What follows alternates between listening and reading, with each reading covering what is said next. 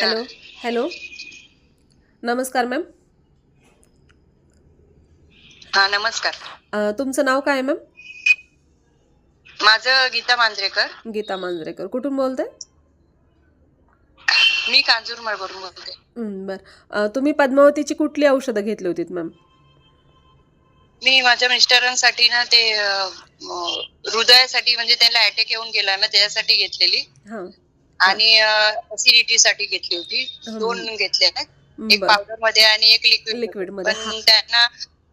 पण त्यांना फरक चांगला जाणवलाय. हां. खूप बरं. चांगलं बरं वाटतंय. बरं. Heart care, Padmavati heart care आणि पद्मावती एसे असं औषधांचं नाव आहे.